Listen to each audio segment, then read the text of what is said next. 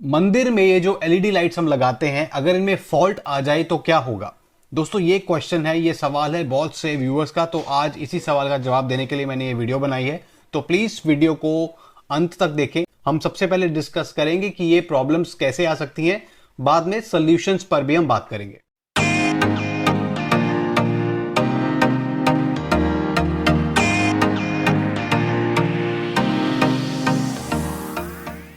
तो दोस्तों स्वागत है आप सबका हमारे YouTube चैनल पे। आज का टॉपिक आपको पता ही होगा।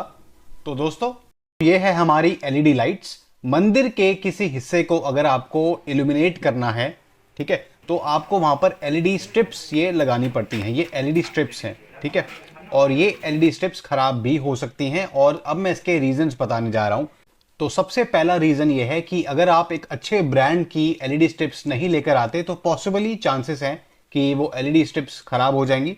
तो इसमें कोई कंजूसी मत कीजिएगा। वैसे भी एलईडी स्ट्रिप्स जो है ना वो ज्यादा एक्सपेंसिव नहीं होती। आई थिंक फिलिप्स का ब्रांड अच्छा ब्रांड है, तो आप फिलिप्स की एलईडी स्ट्रिप्स ले सकते हैं। और अगर आप मार्केट जाए तो रिसर्च कर ले, वहां से भी आपको पता चल जाएगा कि कौन सा अच्छा ब्रांड है, या आपका इलेक्ट्रिशियन भी आपको ये बता सकता है।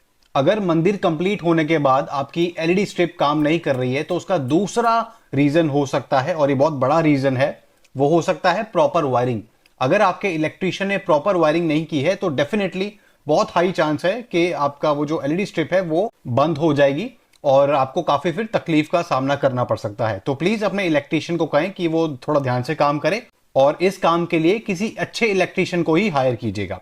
अगर आप खुद वायरिंग जानते हैं तो कर लीजिए, कोई इशू नहीं है, लेकिन उसको एक बार अच्छे इलेक्ट्रिशियन से एक बार चेक जरूर करवा लें, ठीक है, क्योंकि एक बार वो कोरियन लग गया, बार बार फिर निकालना बड़ा मुश्किल होता है, राइट, उसमें भी पैसे लगते हैं। तो अगर आप चाहते हैं कि एलईडी स्ट्रिप्स अच्छे से फंक्शन करे तो प्रॉपर वायरिंग होना तो बहुत जरूरी है।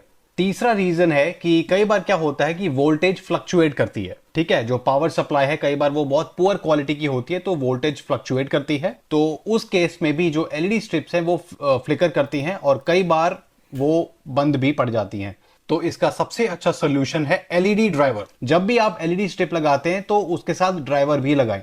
ड्राइवर का फंक्शन यह है कि अगर आपकी घर की पावर सप्लाई फ्लक्चुएट कर रही है तो उस सिचुएशन में भी वो एलईडी स्ट्रिप्स को स्टेबल पावर सप्लाई प्रोवाइड करेगा, ठीक है, उससे जो है एलईडी स्ट्रिप्स फ्लिकर नहीं करेगी। तो एलईडी स्ट्रिप्स को इंस्टॉल करने से पहले आपको इन 3 चीजों का विशेष ख्याल रखना है। अब मैं आपको बहुत इंपॉर्टेंट बात बताने जा रहा हूं।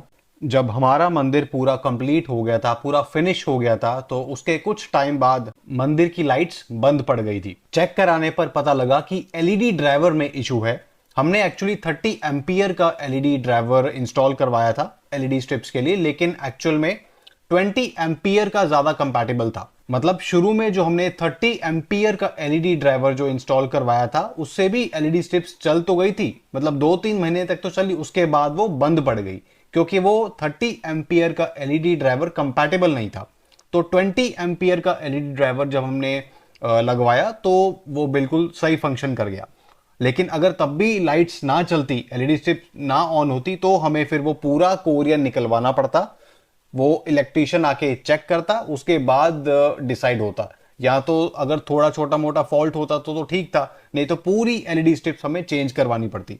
तो इसलिए बहुत जरूरी है कि प्रॉपर वायरिंग करवाएं, एलईडी स्ट्रिप्स अच्छी क्वालिटी के लेकर आएं, और एलईडी ड्राइवर तो जरूर इंस्टॉल करवाएं।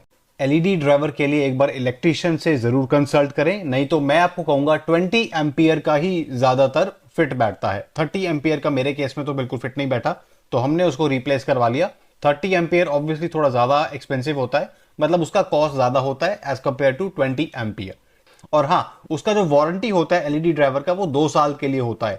तो सबसे सही चीज मैं आपको यही कहूंगा कि अगर आपकी एलईडी स्ट्रिप्स फ्यूज हो जाए या बंद हो जाए तो आप पैनिक मत होइए।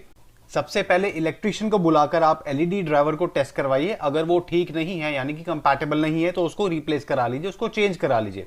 प्लस एलईडी स्ट्रिप के ऊपर जो हम मंदिर का डिजाइन लगाते हैं ना, मतलब जैसे मेरे इस मंदिर के केस में ओम हो गया, ये जो डिजाइन है, हम क्या करते हैं कि इस पूरे पीस को व्हाइट सिलिकॉन से चिपकाकर एलईडी स्ट्रिप के ऊपर लगा देते हैं। मतलब आपको उसको चिपकाना नहीं है, बल्कि जो ऊपर वाला और नीचे वाला जो कोरियन का पीस है ना, मतलब एक तो कोरियन का पीस हमारी सीलिंग पे लगा है, एक प्लेटफॉर्म पर लगा है, तो इसके बीच में इस पीस को, जो सेंटर वाला पीस है ना जहां पर ओम है, इसको फंसा देना है, चिपकाना नहीं है। उससे क्या होगा कि मान लो आपकी एलईडी स्ट्रिप लाइट से खराब भी हो गई तो आपको वो पीस निकालने में बहुत आसानी रहेगी, राइट। आपका पीस डैमेज भी नहीं होगा, क्योंकि अगर कोई चीज चिपकी हो उसको निकालते वक्त पॉसिबली पीस डैमेज भी हो सकता है। तो इस चीज का विशेष ध्यान रखिएगा, ओके। अब जैसे इस मंदिर में मान लो मेरे को अगर ये स्वामी नारायण जहां पे लिखा हुआ है, इस पीस को निकालना है क्योंकि एलईडी स्ट्रिप में कुछ फॉल्ट है, तो सबसे पहले मैं ये प्लेटफॉर्म का पीस निकालूंगा, ठीक है। और उसके बाद मैं इस पीस को, स्वामी नारायण के पीस को बड़े आराम से निकाल लूंगा। ऊपर सीलिंग के पीस को निकालने की कोई जरूरत नहीं है। तो इस तरीके से अगर आप कंस्ट्रक्शन करेंगे तो बहुत ही चीजें आसान हो जाएंगी आपके लिए, अगर इन फ्यूचर कोई डिफेक्ट या फॉल्ट आता है। तो इस वीडियो में बस इतना ही। अगर आपको ये वीडियो इंफॉर्मेशनल लगा हो तो प्लीज इस वीडियो को लाइक करें, शेयर करें और सब्सक्राइब करें हमारे यूट्यूब चैनल इंटीरियर आइडियाज को। Thank you so much for watching this video.